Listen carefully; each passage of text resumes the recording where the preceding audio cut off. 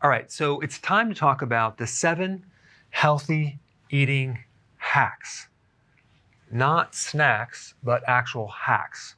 Number 1, if you go off the plan, get right back on it, because here's the problem.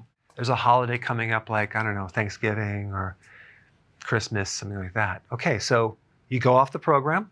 Next day, your agreement with yourself is I get right back on it. Because the longer you wait, the harder it is to get back on it because it affects the blood sugars. So you want to create the smallest amount of damage control, okay? That's number 1. Number 2, keep keto desserts on hand, especially during the holidays, especially if you are tempted.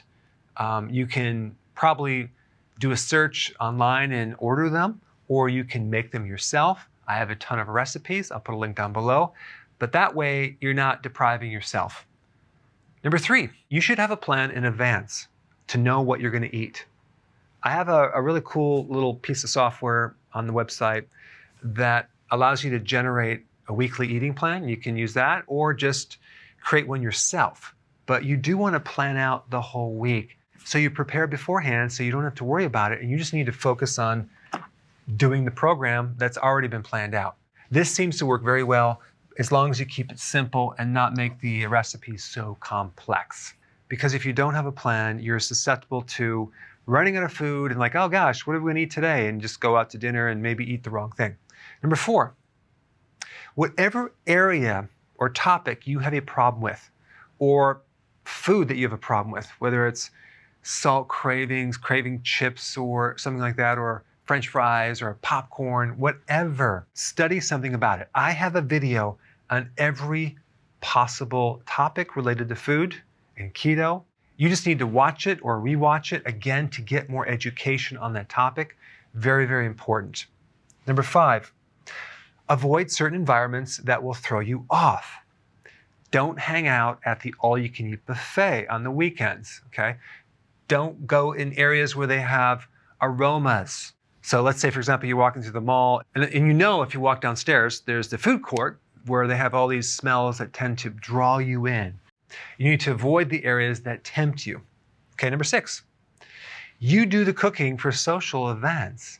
The worst thing is going to a social event, you know they're not gonna have anything low carb, and what are you gonna do, right? So maybe you control the location of where you're gonna be eating, maybe have everyone at your house. That way you're actually controlling what people eat. And I really think that the person that has the most awareness and knowledge should be in charge of the food. Okay, not the person that knows nothing about it. They just get everyone in trouble. Okay, number 7. Realize that it is 1,000 times easier to maintain your healthy eating than it is to get out of a disease. Nearly every single day, I get an email from 1 or 2, even 3 people that have a disease, cancer. Just had one today, someone had cancer, and they're like, Dr. Berg, what do I do? I need help. They don't know who to go to, they don't know what to do. They're telling me, I wish I would have stuck to something healthier a long time ago, and as soon as I get this thing handled, I'm gonna stick to a healthy plan. The problem is it's very, very difficult to, number 1, find a doctor that's a good evaluator. Medicine is set up to treat symptoms.